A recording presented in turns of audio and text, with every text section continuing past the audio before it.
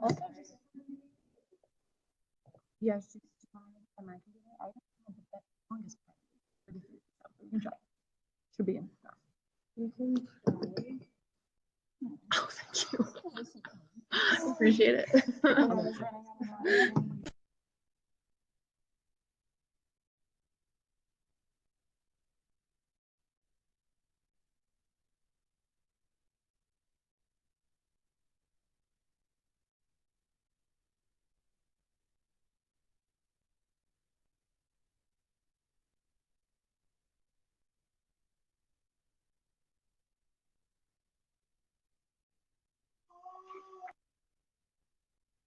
Okay.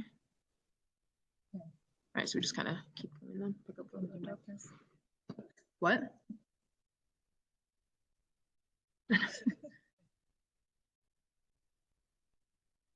We're good. Okay, cool. We'll just keep going. Alrighty. So moving into the more of the specifics, just to kind of give an idea. So this on the left is just like a general display of like where all the parks can be found. On the right is a screenshot of part, because you cannot take a screenshot of like a very extensive Excel document. That's just like list after list after list. But this is essentially what the ADA analysis score sheet looks like for Chipeta Park itself. So essentially what it does is it has broken the park into different use zones based on like how we identified areas of importance. So for example, what would be deemed the access route, which is in this case, Tungsten Trail, the pocket picnic areas, the basketball court, the play area, the children's fishing dock. And you can't see all of that in this screenshot because unfortunately, when it comes to an Excel, as I'm sure many of you who've ever tried to save an Excel sheet know, like you can't share it in that way, but we'll happily provide the file itself for you guys. So essentially what the Excel file does for each of these use zones, it gives a general description of the use zone.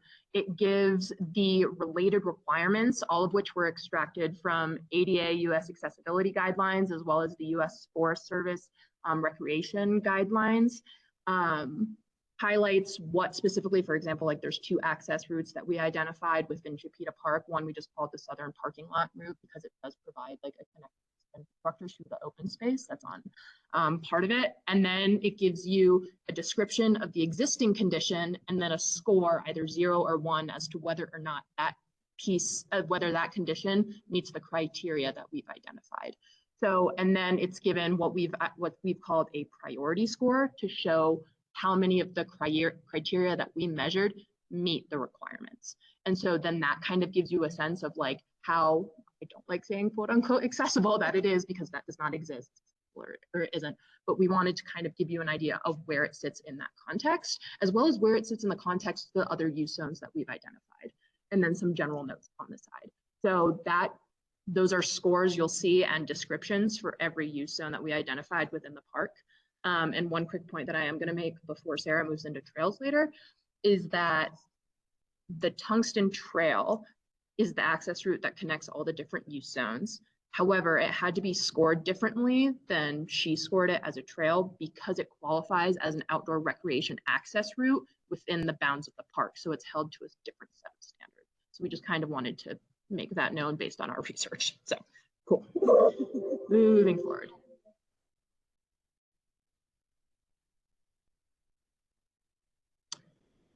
We're hoping so. It's like, it was meant to, I wish I could have made it more like quote unquote universal than it is. It's just each park is so specific in what it offers to the community that it kind of has to, each use zone has to, like, the criteria have to be pulled, and it's a beast as you want it.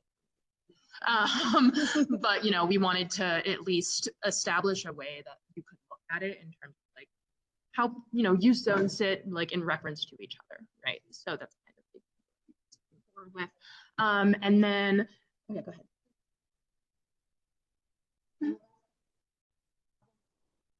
Absolutely. And that and the report will be tied together. Like everything will come as like one.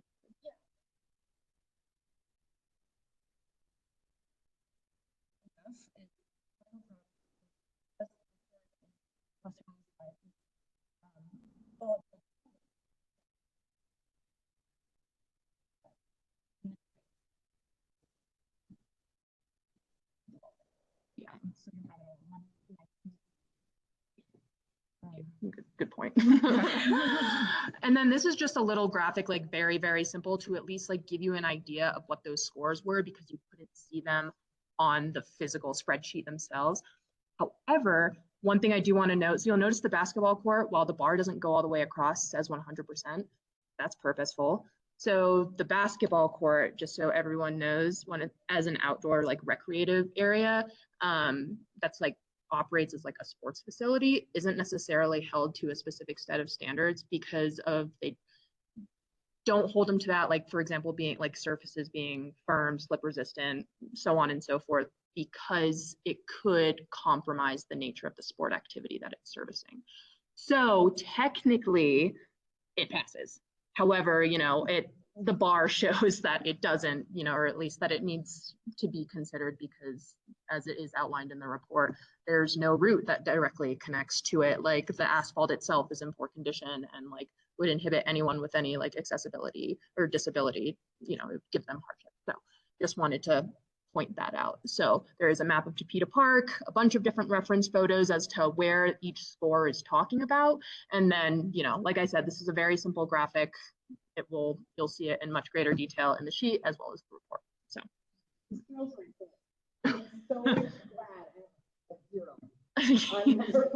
We sure.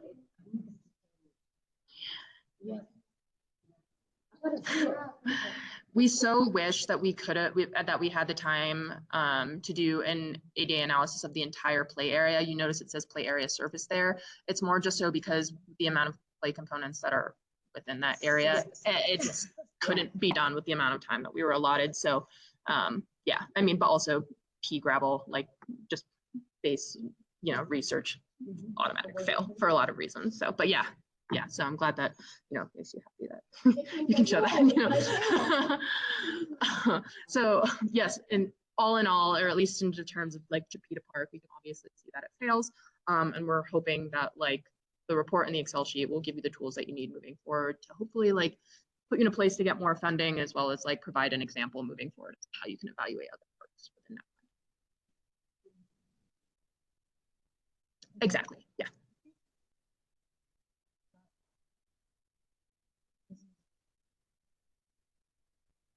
Exactly. We looked at it. It was at a great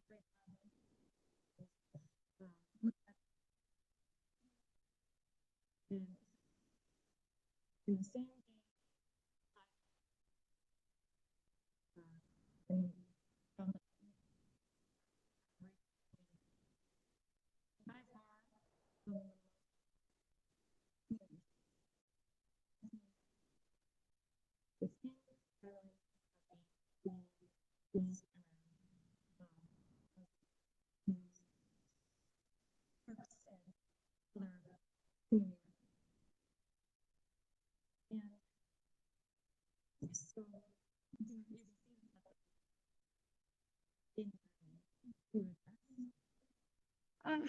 I'm so sorry.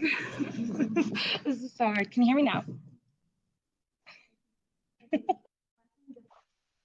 Okay. I just need to hold it.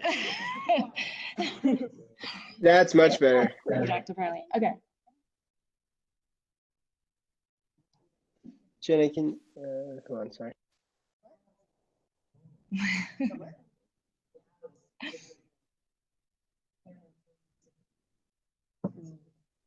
Well, okay. Well, I don't know what you missed, but essentially community trails within Nederland are the high priority. And in the report, it'll break it down even further into the type of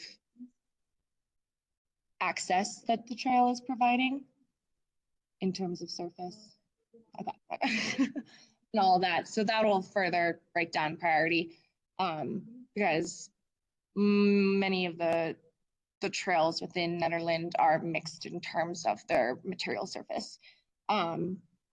So as well as looking at identifying typology for trails, we also looked at identifying and addressing trail gaps. so that we can have better cohesion across the trail system, parks and trail system. And in doing that, we can make it more accessible and safer.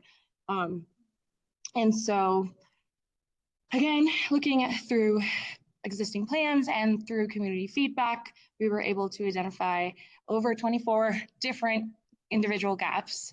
10 of those 24 being like a specific trail that has been identified as there is either a barrier or related to the material is not accessible, or it doesn't feel safe. There's a variety of different comments, but they mostly fall back into that lens of accessibility, safety, and connectivity. And they're all specifically, I guess I just realized I was not moving wasn't moving slides on the right page. Here we go. They all, yeah. Here we go. So, nope, that's not. Yeah, that's the one. Okay. And so I totally lost my train of thought. I apologize. But here we identified those trails, and this is the scoring tool that goes along with that, looking more from a higher level of universal design, looking at surface condition, slope and rest, as well as tread condition, edges, all of these. All of these different conditions in order to understand how it can be more accessible to a different range of users. And no surprise here, it also fails. Whether you're looking at it from an outdoor recreation access route perspective or from just a trail perspective, tungsten fails. So that is what this scoring sheet shows, and you can see that in further detail in the report. Yeah. And this was that trails gap table that I was talking about. This will also be shown with maps in the actual report, but basically every individual gap, where it's located, what is the specific barrier, the status, opportunities, and challenges there with that specific gap. And so now we can talk about takeaways in general for this project. And then we will stop every time, because there's just, we know you got things to move on to. So overall, just in general, the kind of key themes that we've identified based off of our analysis is that there is a need for more multi-jurisdictional collaboration between many of the elements within parks and trails that we've identified. No surprise here, accessibility, safety, connectivity are big, as well as looking at maintenance and funding. I'm sure none of this shocks you, but we go into a little bit more specifics about what those particulars look like off to the side, but we'll just move on to parks and trails more specifically now. Short, I know we're running out of time, and it'll be broken down even more so in the report, but essentially when it comes to parks, designated like compliance zones and wayfinding, that really referring to, there's no signage, and it's really useful to be able to, when it comes to comfortability in these spaces, being able to denote where people have access to and what technically is compliant. That is a huge part of it, as well as like directionality, to know that like people are supported going in specific directions. Also, so did the best I could when it comes to ADA analysis of a park. I am no ADA coordinator, and so I, put my name on this. We put our names on this and all of that. However, it could use a more thorough and in-depth search, like from an actual like approved ADA coordinator. There was a lot that we wish we could have done that we just didn't have the tools to. But so just sort of calling for that for future steps. Establish zoning or priority areas, which it's a takeaway that we've essentially done for you by creating like certain focus areas when it comes to new funding. And then also something that we noticed is a lot of the infrastructure that's in place with proper maintenance could be compliant. Like for example, pressure fines on Tungsten Trail is technically like an ADA compliant approved, it's like an approved material. However, because it hasn't been maintained, just because like there's not enough staffing for it and like, you know, not enough time, unfortunately, natural weather conditions have taken over and it's made it not compliant. So there's like a lot that can be done other than just sort of like, you know, paving over everything. It's just also a matter of process.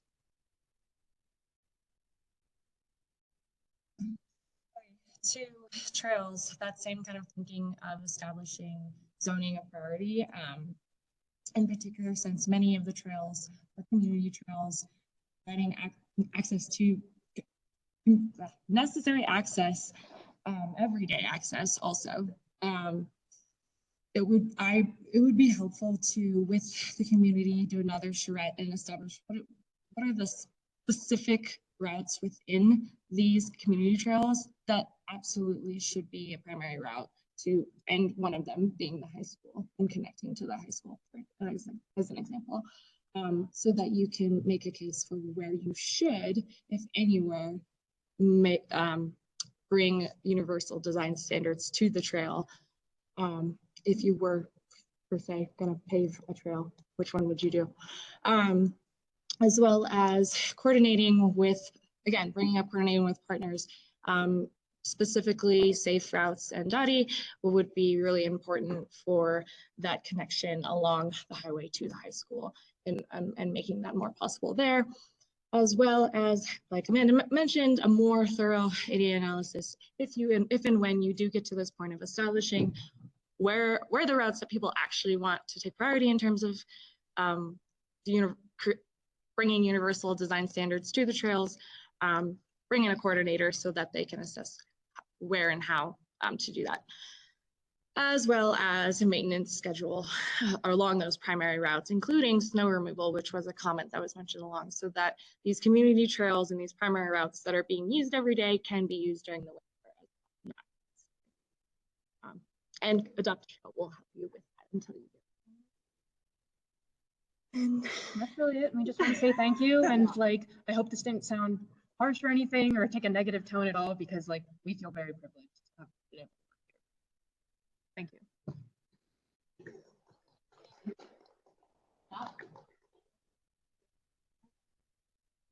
Sorry. There's a lot to summarize. Yeah, right?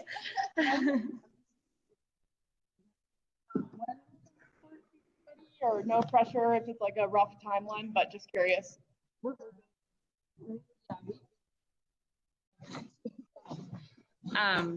will have it within the next week. I think the goal is to have we're prepared for feedback both from our advisor and from y'all. So we're hoping for the beginning of this next week for a draft to receive feedback on, and then by the end of next week would be after we incorporate that feedback, the finalized version. And once we talk with our advisor, we'll be able to email an exact date, but that is the plan. Yeah.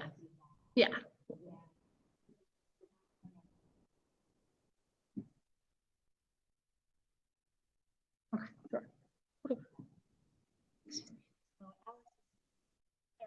feedback process and said she would circulate the plan, the final product to the full board.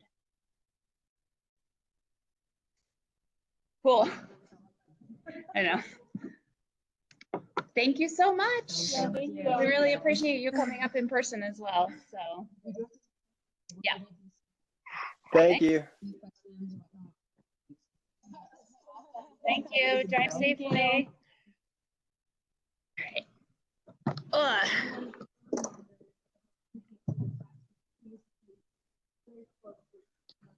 Yeah.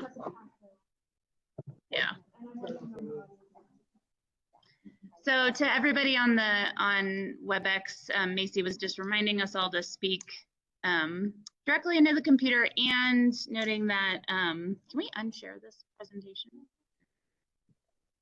Is that, oh, I have the thing. Oh, sorry. Oh, I can stop sharing. Sorry, Macy. It just literally says stop sharing right in front of my face, but thank you. Sorry about that. So yeah, and then Macy noted in the chat also that we have sound devices coming for the next meeting. So sorry for everyone online, and feel free to just reach out look at the notes or, the presentation, or reach out if there are any questions that you missed stuff on. So sorry about that, everybody. Okay, and I have this because I'm next. So, and also to preface that some of this will be a discussion, so sorry for what parts are hard to hear. So, but if anyone's interested in anything they missed on this next part, just send me an email. So yeah, so I put this on the agenda to discuss volunteer noxious weed pulling 2023.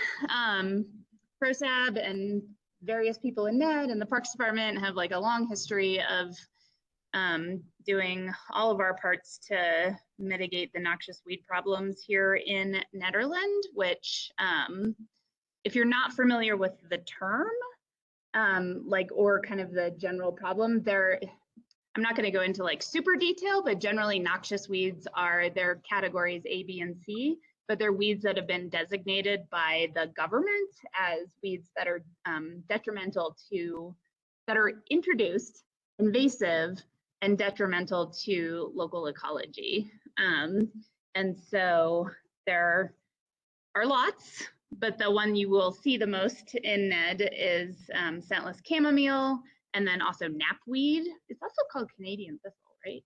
Is that two different things? Yeah, so yeah. So there's thistles. There are various thistles, but knapweed is the business. There are definitely others, and I'm happy to share links to I will share links to details, but like scentless chamomile is just bananas in the town of Nederland. It is everywhere in like July and August. So I can only speak to last year because I joined PROSAB in July, but last year we had two or three really successful volunteer weed pulls. And then of course, like Nikki's team also does this, but again, as we've mentioned in a lot of different components, like there's just not enough time in the day or staff to do everything, and pulling scentless chamomile is like actually really easy. Thankfully, it's really easy to yank out.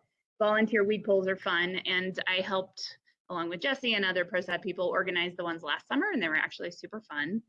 So what I would like to do this year, and wanted to see if people were into this, is organize hopefully three, at least two, but hopefully three weed pulls. And I talked this over with Nikki yesterday too, to make sure that like this doesn't, that the volunteer days wouldn't conflict with what's happening at Barker or any events happening at Chiquita and that sort of thing. And also to make sure she was okay with me asking people to pull a whole bunch of weeds all over town.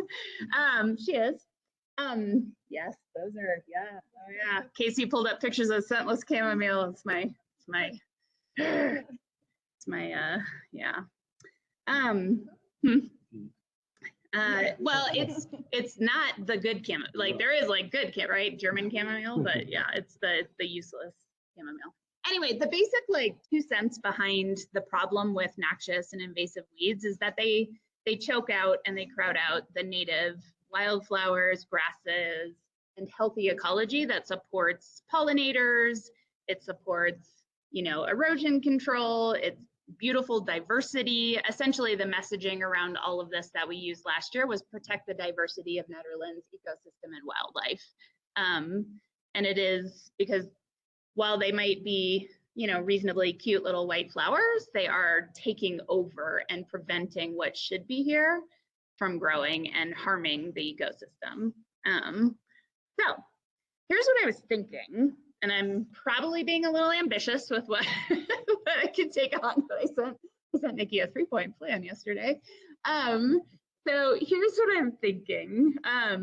One is I would love, and I will take point on this, although if someone wants to work with me on this, that would be amazing. But one is I would love to organize at least 2 for sure, one at Chiquita and one at Barker, volunteer weed pulling days. The dates that Nikki and I, and also sooner is better. So once they flower and once they go to seed, like that just makes it way harder to get any control. So right now they're just rosettes. They don't have flowers or anything on them. They're just little floofy green things. And that both makes pulling more useful like more efficient. And also it makes getting rid of them afterwards a lot easier, because noxious weeds, you can't just go throw in compost if they have any sort of seed head on them, because that will just perpetuate the problem. But if we pull them before they have that, when they're just rosettes, any backyard compost, we can throw them over the, you know, the edge of the cliff at the town shop. They will just go back into nature and be happy, and they won't reseed. So the idea here is to get this on the calendar sooner rather than later. And if anyone has questions, just interrupt me. I'm not really following my notes. So yeah, so what we were thinking is Saturday, June 10th, possibly also June 11th, and then Saturday, June 24th. And I'll, so anyway, so those were 2 Saturdays that don't conflict with volunteer days at Barker. And also, so the first would definitely be Chipeta. Wait, yes. Chipeta would be June 10th, and then Barker would be June 24th, because there's an event in Chipeta that day, so we can't pull weeds, or we shouldn't pull weeds. So that's like thing 1. So I guess, so I'm happy to like work with like Peter, I guess, to get like maybe stuff like the word out and make some flyers, and like I can also be like, and then Nikki's one of Nikki's staff will show up and sort of help us out that day, have bags, have a truck to like cart the weeds away. And I can like show people what it is that we're actually pulling and all of that. But yeah, so that was like my first proposal, basically. So I guess, what do people think? And would anybody like to help organize these things? So. What's the timing for that? Oh, that's a good question. I mean, I would say like 10 to 1-ish. That's what we did last year, yeah. And it worked pretty well. And I think we learned a little bit from like, we'll keep people more in like the same location. Last year we kind of went all over the place, but yeah, probably 10 to 1. And there's no like requirement that everyone come to like all or both or whatever, but it would be great if like this, you know, folks can spend a few hours as part of their PROSAB commitment to helping out or bring a friend or whatever. Yeah, any other questions or? Well, so I would say that This is probably better. my biggest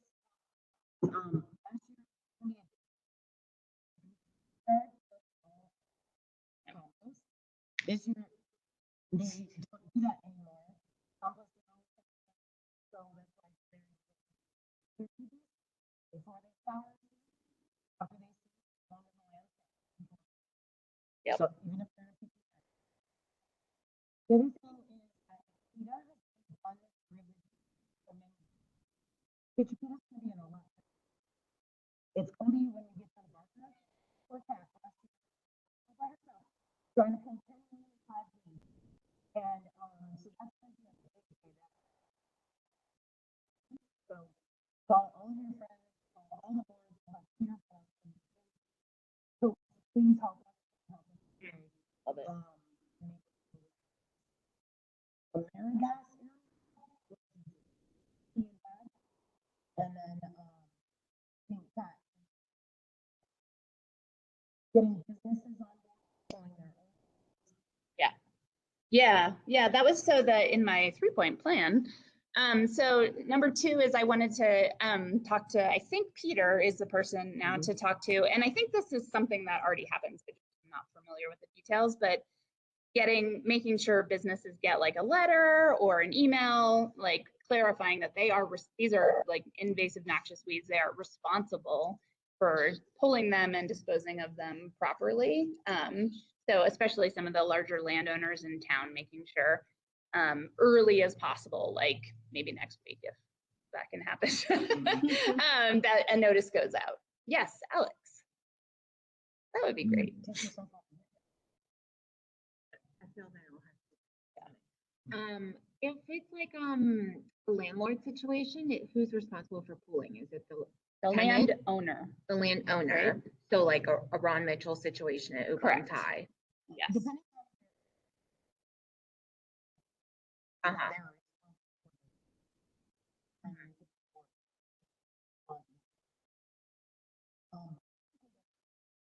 Right, Yeah. so And then then it follows on to the, the property. okay. And is there any administrative enforcement mechanisms for failure to comply?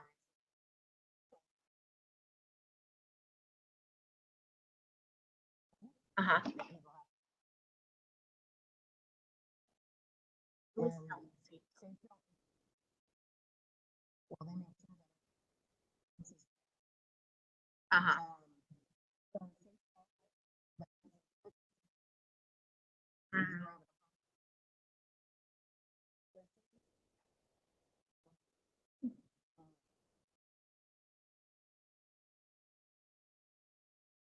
and Okay, we should definitely Yep. leverage that because Yeah. if folks aren't, is that they weren't. You provide notice, there shouldn't be any issue with enforcing payments already. I think it would be worth putting up wanted posters around town. Those are my too. questions. Thanks, Alex. So yeah, so that was the second thing, and I'm happy to coordinate with like Miranda and Peter to figure out what they already do there, and like if there's anything we or I could be helpful with to support that. And then the third idea I had, I'm curious what people think about this, was and this is the one that if anything doesn't happen per like, you know, taking too much on, this might be it. But the idea was to like put the word out to the community to see if people might want to do like noxious weed squads in their neighborhoods. So like, for example, like someone who lives in Big Springs could be like, oh yeah, I'll get some of my neighbors together and I'll like pull, you know, some chamomile along the road. Or I live in, you know, on Ridge or so. And like Jessie, I'm sorry, from PROSAB last year, I did that a ton in our neighborhood and it was noticeable. Like she was out there all the time. So anyway, so that would be sort of a self-organized thing. Like I would offer like, you know, my email address or what have you, if people want, you know, to make sure people know that they're only pulling what they should be pulling.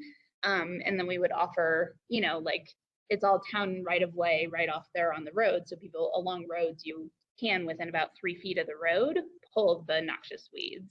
But yeah, so those were the ideas. Super curious Oh. if people have any thoughts or questions, or are you into this, or does anybody want to, you know? One quick thought, if I can. Can you hear me? Sorry. Yeah. Yeah, go ahead, Sam.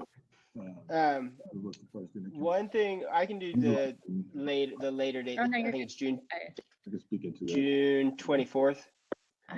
Just a note, I'm out of town for the others, but can we do? I wonder if there's like any kind of budget Oh, that's that right. is. well, Sam, Can y'all hear me? I'm not really sure. Sam, if you're talking, you're on. you gotta turn it on. Oh, Can you hear me? oh, hang on. Sorry, Sam. I had to. Oh, that's okay. All right. So why don't we hang on one sec? Let me just share. Sorry, Sam. No, you're good. We couldn't hear you there for a sec, but we'll go back Can to you hear me now? Yeah, we'll go back to you in just one sec. Alex and Jason were just raising the question of how we might incentivize people to do these like neighborhood squads.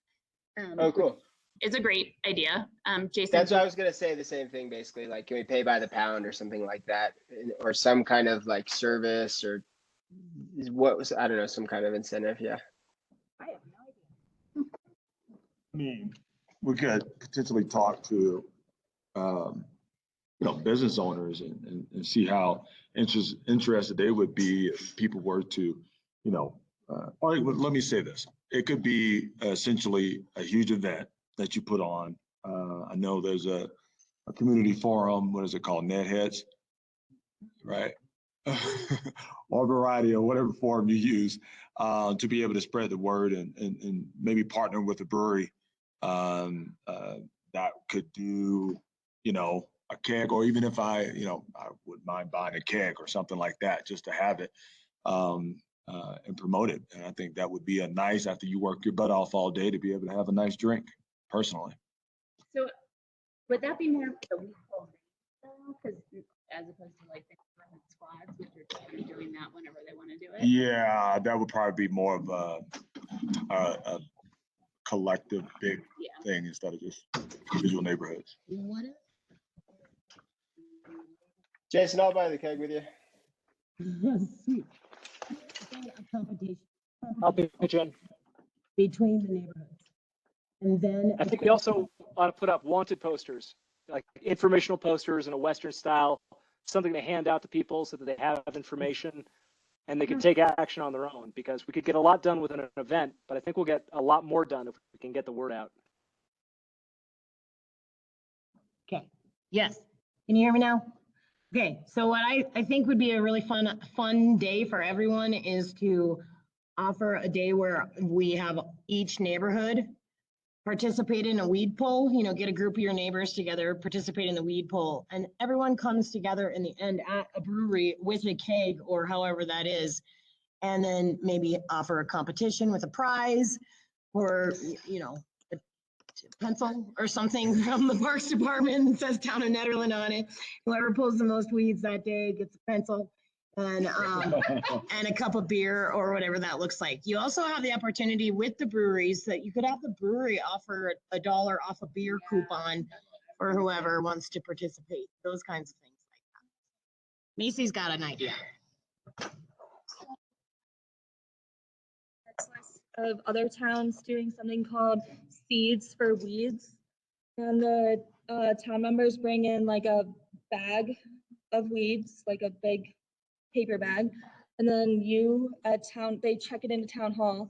And then from the front desk, they get a package of wildflower seeds to spread instead of Cool. I mean, it also sounds like a bit of a combo of those things could work potentially. Yeah, I think a lot of these could be like part of both weed pull days and or like neighborhood and squad is just a placeholder. I was trying to find something non-militaristic. I was like, SWAT team? No, that's not my jam. Anyway, but yeah, no, like tons of good ideas. I'm curious if anyone, like I am totally down to, you know, do the volunteer days and like work on the business outreach stuff. I'm wondering, is there anyone who might be psyched to figure out like the neighborhood, like distributed piece a little bit more? I'm not sure. I don't think I can do all. So is there anyone who'd be interested in taking that point on with all these wonderful ideas? And if not, that's fine. But or think about it and maybe email me. Exactly. I'd be happy to get the word out to some extent. Yeah, and I think that's like definitely also, yeah, like also do your own neighborhood thing for sure. So okay. And then can I put one other thing around that on the radar? Yeah. Maybe we should maybe Nikki knows, but how much does it cost just to build this into our, like the town budget, since it's an ongoing issue that we have to cover just going forward? I don't know if we know. She's running back to the microphone, Sam. Thanks. So it's already part of my budget. I actually there is a certain percentage of my budget. It's like less than $5,000. It's already dedicated for weed mitigation. I am using that money, much of that money is being used already to hit areas that are high weed concentrate that are outside of my volunteer pulling zones. So we have a lot of knapweed that is sprouting behind the community center. We have a lot of knapweed that's sprouting up behind Doc Joe's, and those have been problem areas that have been pointed out to me by Rhea, our bioscientist. So I do have budget for weeds, but I'm dedicating that for spraying. So that's where that's at. But otherwise, I do spend Parks budget on buying the bags, buying gloves, buying whatever the people might need.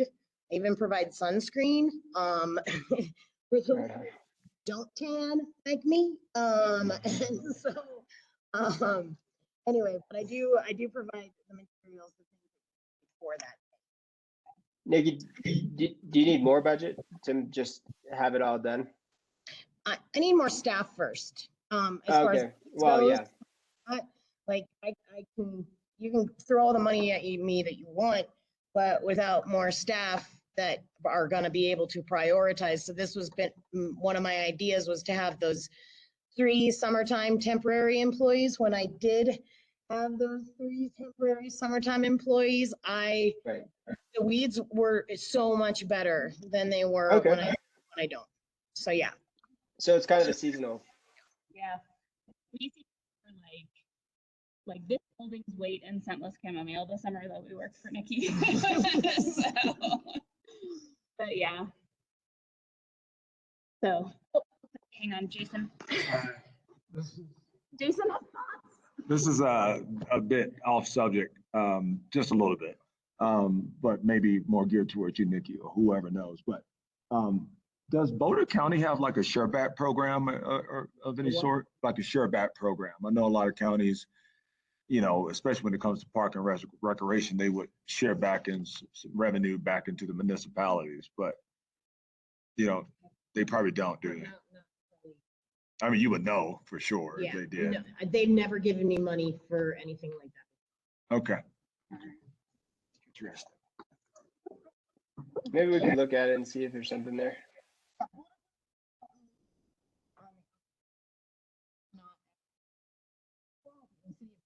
Even though they have the whole shoreline, never seen them up here. Good So example. City of Boulder, you know, they're responsible for a huge chunk of our land in this area, and they should be helped. Okay. So I am a horrible timekeeper because I just went over my time. Oh, Alex, come on over. Well, one last thing, and then I we'll. just read on the internet that goats can take care of scentless chamomile. Can we do that? So yes, the Sustainability Committee and I have been working out a program where I'm going to have Murray the yak and his pals come in, and we're going to have yaks eat some of our weeds this year. This is really actually happening because I don't know what else to do. I did mention goats because I always wanted to do goats in town.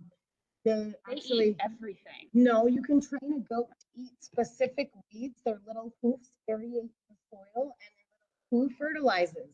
So the goat is actually like a really, really good option for places like the northern side of Joe Smith Park, formerly known as whatever South Mud Lake or whatever it was called. And so you fence off an area and the little goats come in and do their job. But Yeah. we have access to here more than we have access to goats is yaks. And I guess Okay. yaks are just as good and even better job than goats. So Murray the yak Great. and his crew are coming to hang out in town. That seems smart. Make them on weed pull day, and we can like all They- pull and eat weeds together. That would be such a draw. I think that is actually not a bad idea. Everybody So, loves Murray. We can let love Luke, Murray. Leah, Hanny, what's Leah's name? Haney. Haney into these conversations because Leah and I have been working on the yaks. So thanks for letting me. That great question. Cool. Oh, it's a great question. It's like is very. I actually yeah. asked at one point in time if Public Works could buy our own goats because I was like, I would totally raise goats. They're cheap and I can sell their milk and make cheese and stuff. I'm like, they'll be like self-sustaining. But you know, c'est la vie, I got shot down on that. So.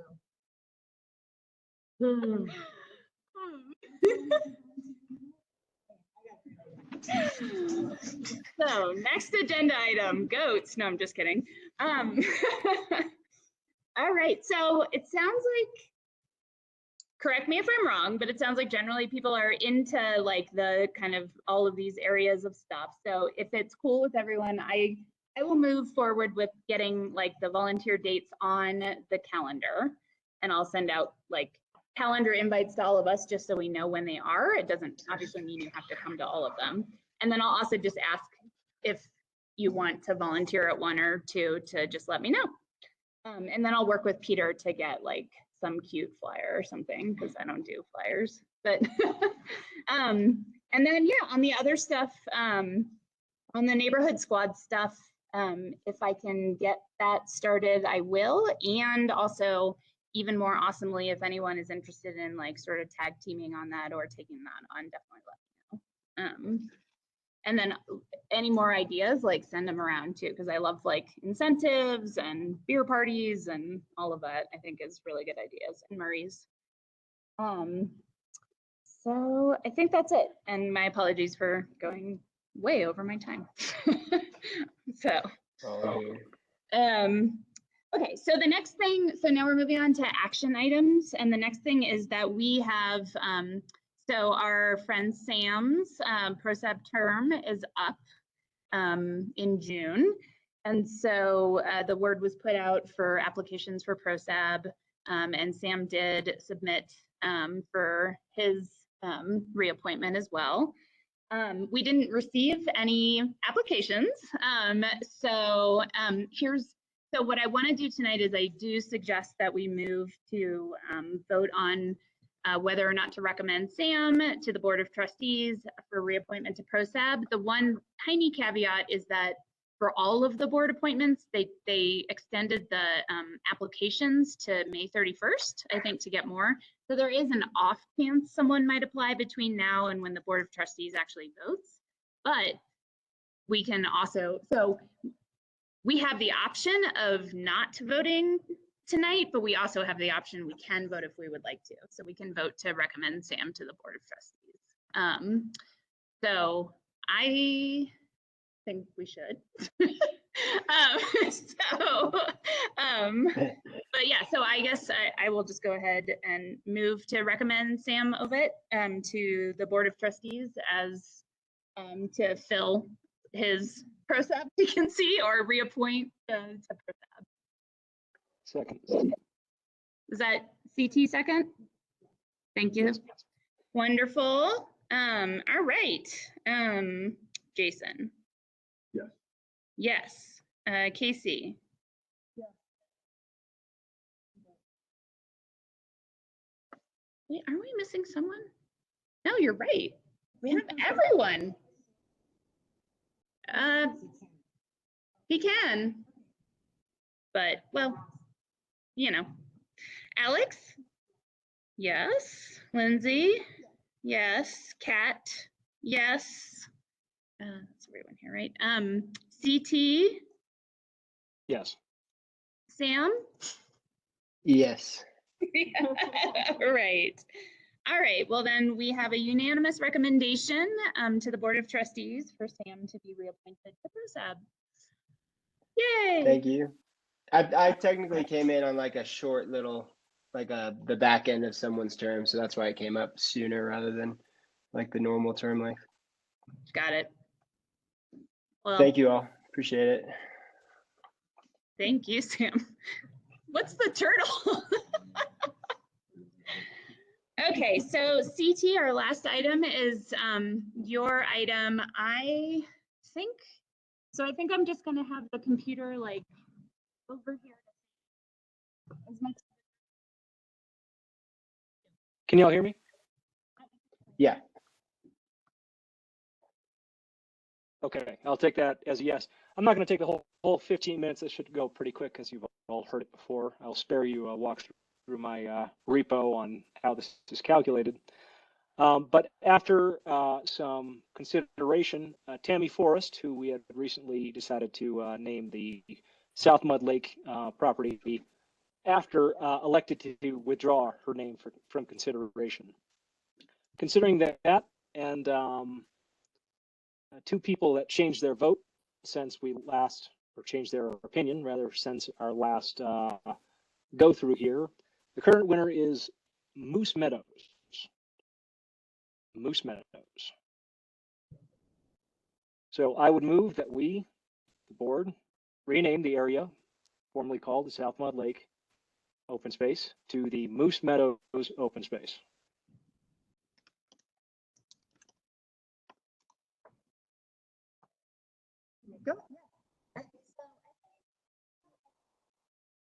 I can't hear you. Can we allow for some discussion? Yeah, sure, of course. And I lost Jesse. He's showing up on them. Oh, okay. Can't hear.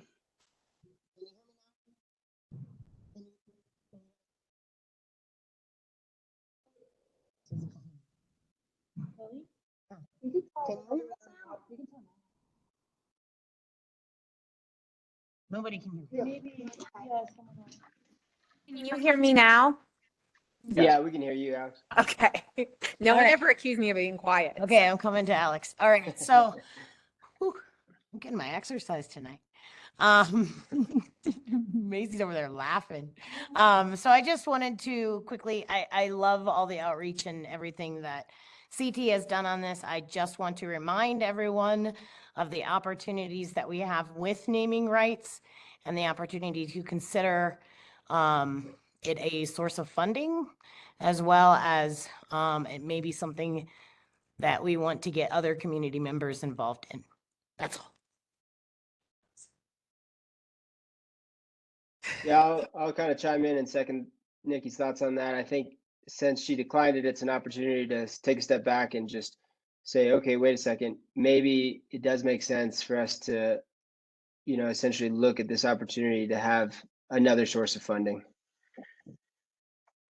I think there's nothing stopping us from circling back, saying Moose Meadows brought to you by whoever would like to put their name forward in the future. Hmm, And I would also that's a good say point.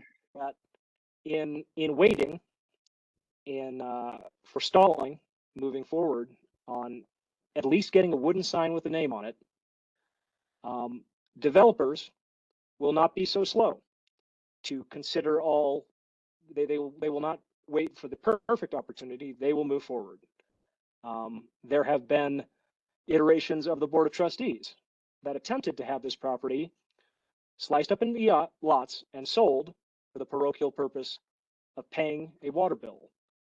Conservation does require a sense of urgency and action on the part of those involved. So we can do what we have to do here, but I will also say that if we decide to sell the naming rights to this place, as opposed to going with popular opinion, we're going to have to sell that to the community too, which is going to take time. So Yeah. I would urge the board to respect what's been laid down by the community so far, imperfect though it may be, and move forward with this. And again, in terms of source of funding, we could, in the same way that we are looking to do adopt a bench or adopt a trail, we could have adopt a park. Absolutely. There's nothing stopping us from doing that. I think that's a good idea there, CT. CT, can you remind me why we can't have a sign that just says South Mud Lake Park or whatever the name of it is currently, and how renaming it would bring value beyond that? It'll certainly bring a good deal of attention to it, particularly with the recent construction around the Wild Bear Center. It also differentiates us from county open space. This is our open space. This is a Nederland open space. South Mud Lake, it seems like, oh, that's not the good Mud Lake. That's the other Mud Lake, the auxiliary Mud Lake. So we can call it South Mud Lake, and we can put up a sign that says South Mud Lake Open Space, but that doesn't gain anything. It's already the South Mud Lake Open Space, and nobody cares about that name.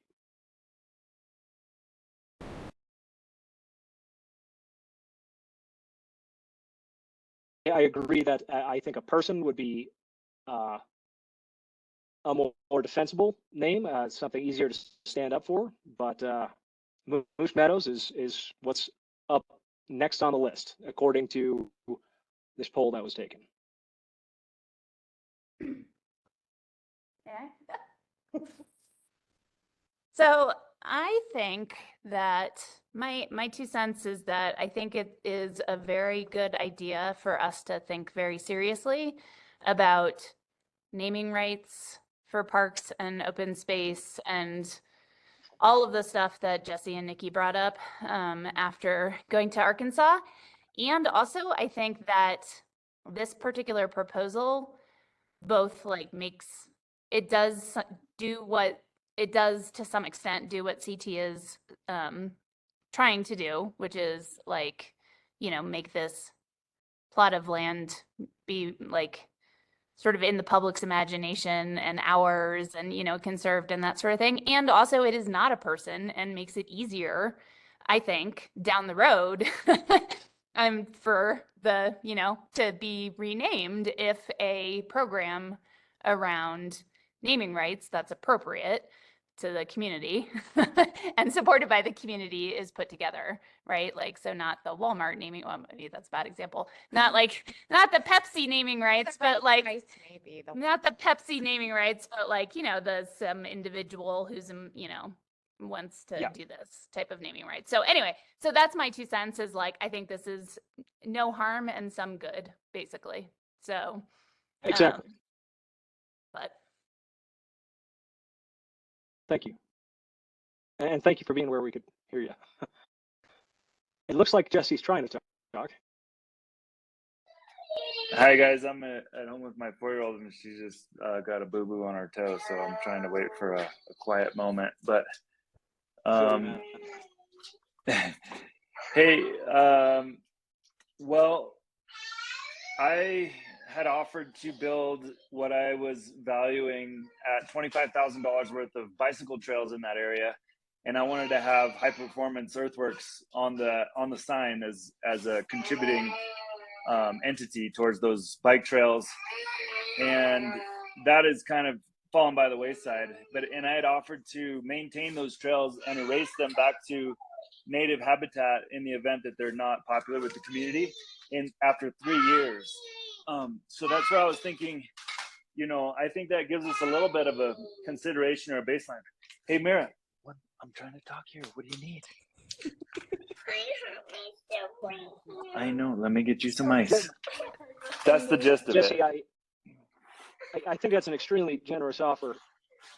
I can tell you now that any kind of construction, any kind of construction back there is going to be a sensitive issue with the local population, many of whom are very concerned about sensitive flora on the site. Which Of is one of the course, reasons why, and perhaps from a conservation standpoint, I'm yeah. very eager to move forward with this. And I think it definitely ought to be part of the discussion moving forward. So Yeah, I appreciate that offer. I agree. And all I'm saying is I think there's a sweet spot that we could find here, because I do very much like the idea of naming it Moose Meadows in lieu of Tammy Forest, because it doesn't risk hurting somebody's feelings if we do something in the future. And Possibly a moose. Yeah, possibly a moose, and we do have rights of nature here, so maybe there's arguments to be made. However, I think I suppose I'm in favor of naming, because I totally agree with you, CT, that establishing a sign and a recognition of this being open space is really good for conservation, and I support that cause. And anything additional that were to get built there would also require a public campaign of persuasion that may or may not win out. And but we can all agree that we would very much like to preserve and maintain that area as open space and usable parkland for the public, and to be enjoyed. And so for all those reasons, I'd be perfectly happy with just voting to support this at the moment. And I was initially thinking, I wonder if there's some sort of tag along point that we could put on this motion that kind of honors it, gives way to this other sort of counterpoint, such as like to be revisited every 3 years or something along those lines. But I don't think that that's even necessary, really, because calling it Moose Meadows, in my opinion, is enough. And if I were to get some sort of naming opportunity on behalf of making a major contribution or donation to the Parks Department, either in labor or installation or cash, I would see I would be perfectly okay with just having an acknowledgement associated with the sign somehow. I wouldn't necessarily expect the park to be named after High Performance Earthworks or anything of that nature. You know, maybe if I was going to give $1 million, I might want to have that. Well, Jesse, if you want to give $1 million, we can name it after anything you like. Well, it's you mean you laugh, but it's not. It's not unreasonable to expect that somebody it's might not do out that. of the somebody might do that. Hey guys. Justin's Nut Butter Park, for example. Hey guys, can I suggest that we maybe put a note to have this larger discusussion at a future meeting so that we can. She's so cute. I think it's I think it's a super important discussion to have. I think we should probably focus on the agenda item at hand. So we can get out of here this evening. But how about we put a pin in it and put that in the parking lot for a future agenda? Does that sound okay? Yes. Fabulous. Is there any other commentary on this issue? Anyone else want to weigh in? All right then. I hereby move that we rename the area currently known as the South Mud Lake Open Space to the Moose Meadows Open Space, with the addendum that the board is open to revisiting the naming or the association of that open space in the future. Hey, CT, can I ask a dumb question? Is it Moose Meadows Open Space or the Moose Meadows Open Space? Moose Meadows Open Space is how I put it. That's what I thought. Cool. Can I offer a friendly amendment, CT? I retract my motion. Oh, I just wanted to add every 3 years instead of just in the future. But it All could right. be like Well- before then, right, Jesse? Like, Yeah, I'd rather not add that. yeah, because there's nothing a- stopping us from revisiting. Yeah, that's We correct. might decide to revisit it sooner. It might not be a driving force for future iterations of this board. So I Yes, would prefer to leave it open-ended. Yeah, and do we need to mention it at all, though? I guess is the question, because it's always the case that anything can be revisited at any time. Right. It's just trying to respect your comment from before. Yeah, it's fine. I don't think we need to make a bloated, over wordy point just to accommodate my argument. Is food for thought is all. An important thought. Thank you. All right. I hereby raise the motion to the board that we rename the area currently called the South Mud Lake Open Space to the Moose Meadows Open Space. I second. Okay, now I have to, oh shoot. Okay. Alex. Yes. Kat, yes. Sam. Yes. Jesse. Yes. CT. Yes. Casey. Can't vote, but yeah. Oh God, sorry, I keep forgetting. Everybody's here. Sorry. Lindsay. Yes. Motion passes. Jason. Oh God, Jason. sorry. Okay, Jason, yes. Okay, motion passes. Huzzah. Hopefully the moose don't write a letter to the mountain. Well, that is their right. That is their right. I mean, should it be Meese? It will be Is like it like a hoof print. the Meese Meadows? Because it's like plural? No. just- They're all going to be in your yard, CT, coming for you. The plural of moose is moose. A further move, motion I'm to the board kidding. that we allow volunteer sorry, CT yeah. Hut to create a sign that says Moose Meadows Open Space. I second. And hang Oh, it where sorry, did you we already- agreed to last time. Yeah, that's good enough. Okay, I second that. Jason. Yes. Oh, nope, not Casey. Lindsay. Yes. Kat, yes. Alex. Yes. Sam. Yes. Jesse. Yes. CT. Yes. Good job, team. Nikki, I'll be in touch about getting that wood. Yes. yeah, I think we're good. So thank you for all your work on that, CT, and thanks everybody. And I move to adjourn the meeting. Or I just adjourned the meeting. Do I No, need to you move? need a second. Okay, I move to adjourn the meeting. I second. Great. Second. Meeting Third. adjourned. Bye all. Thank you. This was a very entertaining meeting. It really was. Between the goats and the moose, it was. Goats, moose running.